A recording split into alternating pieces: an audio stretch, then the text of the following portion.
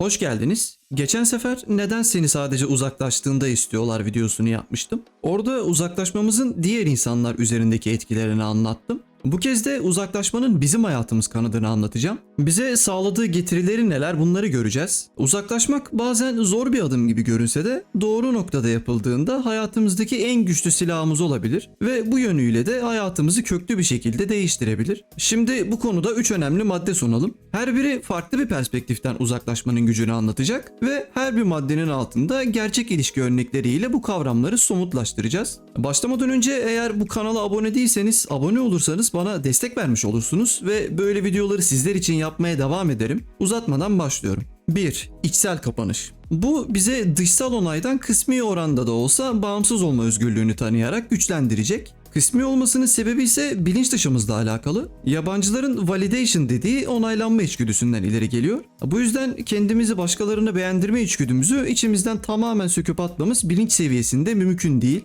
Bu yüzden bizler de olduğu kadar bilinç yönlendirmesi yapmaya çalışacağız. Düşünün ki yıllardır bir arkadaş grubuyla vakit geçiriyorsunuz. Ancak zamanla bu grubun dinamiklerinin size yaramadığını ve bir süre sonra sizi tüketmeye başladığını fark ettiniz. Bu kişiler sürekli olarak geçmişteki hatalarınızı yüzünüze vurma eğiliminde ve bu durum sizi rahatsız ediyor. Bazen sırf masada konu bitti diye bile geçmişte utanıp küçük düştüğünüz bir anınızı o konuda hassas olduğunuzu bildikleri halde tekrar ortaya döküp sizi rencide edip buna da espri diyebiliyorlar. Sadece detaylı örnekler uyduruyorum. Maddenin daha iyi anlaşılması açısından. Mesela bir başka örnek. Bir arkadaşınız sürekli olarak eski ilişkileriniz hakkında olumsuz yorumlar yapıyor ve bu sizin kendinize olan güveninizi sarsıyor. Durup düşündünüz ve bu zararlı kişinin size ince işlediğini fark ettiniz. İşte burada bu tarz arkadaşlıklardan uzaklaşmak içsel bir kapanış sağlamak için gerekli. Dışarıdan beklentiler peşinde koşmak yerine içsel huzurumuzu bulmak için bu toksik ilişkilerden uzaklaşmayı seçiyoruz.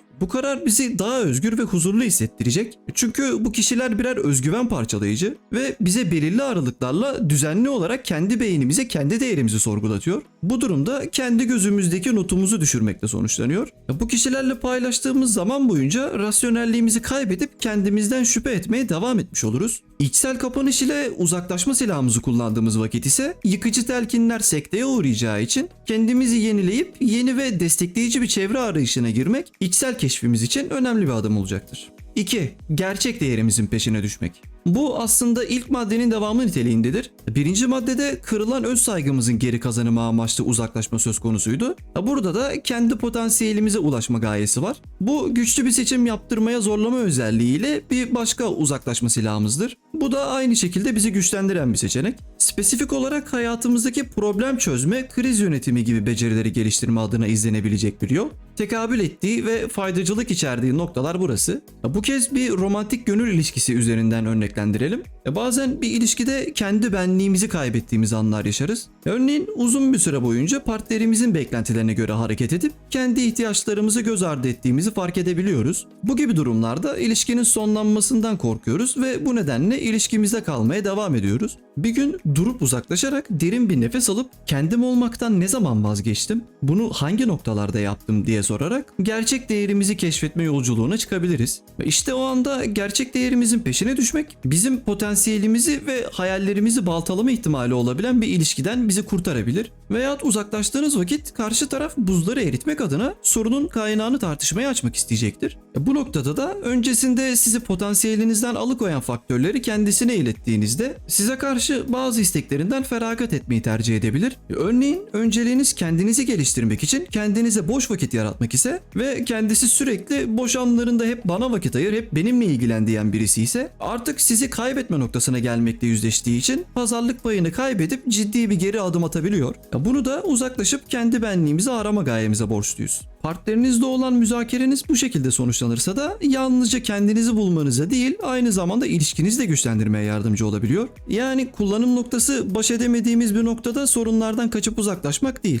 Bu örnekte de gördüğünüz gibi uzaklaşmak sadece köprüleri yıkmak amaçlı değil, yapıcı olarak da kullanılabilen bir teknik. İş üzerinden de gerçek değerimizin peşine düşme olgusunu hızlıca örneklendirelim. Örneğin iş yerinde bir proje üzerinde çalışıyorsunuz ve bu projeye aşırı emek harcıyorsunuz. Ancak ekip arkadaşlarınız bu projeye gereken önemi vermiyor ve sizi ederiniz kadar desteklemiyorlar. Çünkü bu kişiler bir ekip olmanın ne anlama geldiğini anlayamamış şahıslar. İş yerindeki bu olumsuz atmosfer yaratıcılığınızı ve motivasyonunuzu tamamen yok ediyor. Bu durumda onlardan vazgeçmek zor bir karar olabilir. Fakat bu zorluklar karşısında benliğimiz için sağlıklı bir karar vermek daha önemlidir. Kendinizi başka bir iş fırsatını değerlendirmek üzere yola çıkarak kariyerinizde yeni bir sayfa açıyorsunuz. Bu sayede daha huzurlu bir çalışma ortamı bulabilir ve iş hayatınızdaki motivasyonunuzu yeniden kazanabilirsiniz. Uzaklaşmak aslında yeni fırsatların kapısını açma cesaretidir. Bunun pek çok örneğini hepimiz biliyoruz. Bu projenin geleceği yok diyerek TÜBİTAK'ta ilgi gösterilmeyip yurt dışından gerçek potansiyelini fark edenler tarafından teklif alanların pek çok haberini okuduk. Sonrası beyin göçü. Gerçek değerimizin peşine düşmek budur. 3. Sınırları koymak. Bu da temelde kendine saygı göstermekle ilişkili. Fakat burada fiziksel olarak gitmenin mümkün olmadığı durumlarda zihinsel bir mücadele verip kalarak, sınırlar koyarak bir uzaklaşma sağlıyoruz. Örneğin bir aile üyesi sürekli olarak sizin kişisel alanınıza müdahale ediyor. Özel hayatınıza dair sorular soruyor ve kararlarınıza karışıyor. Aynı şekilde aileniz sizin sürekli olarak kariyer seçimlerinizi sorguluyor. Bu da sizin kendinizi yetersiz hissetmenize yol açıyor. Bu durumda sınır koymak önemlidir. Ailenize ne tarz bir dille olduğu size kalmakla birlikte bir şekilde duygularınızı ifade ederek kişisel alanınıza saygı göstermelerini talep edeceksiniz. Örneğin kariyerimle ilgili seçimlerimi kendim yapmak istiyorum. Bu tartışmaya kapalı diye sınırınızı belli edip kendinizi ifade ediyorsunuz. Bu şekilde sınır koymak bencillik değil, kendinize duyduğunuz saygının sonucu olarak bir birey olmak istediğinizin bir göstergesidir. Bu tarz sizin hayatınızdaki kritik seçim noktalarını başkaları için tartışmaya kapatıp onlardan uzaklaşarak sınırlar koyduğunuzda karakter olarak da büyüyorsunuz. Sonuç olarak uzaklaşmak yeri geldiğinde en güçlü silahımız olabilir. İçsel kapanış sağlamak, gerçek değerimizin peşine düşmek, gerektiği yerde sınırlar koymak, konfor alanımızın dışına çıkıp korkuların üstesinden gelmek demektir. Bunlar yaşımız fark etmeksizin büyümemizi sağlayacak güçlü adımlardır. Çünkü her bir madde hayatınıza dair önemli değişiklikler yapmanızı ve kendinizi yeniden keşfetmemizi sağlayacak. Siz bu konuda ne düşünüyorsunuz? Yaşadığınız deneyimler neler? Sizin başınızdan böyle bir ilişki geçti mi? Yorumlarda buluşalım. Eğer bu kanala abone değilseniz abone olursanız bana oldukça destek vermiş olursunuz. Böyle videoları sizler için yapmaya devam ederim. Yaptığınız her bir yorum nokta yazıp enterlasanız bile beni algoritma ile ana sayfaya çıkartabilmeye yetiyor. Kanalımda bu tarz pek çok video mevcut. İlginizi çekerse beklerim.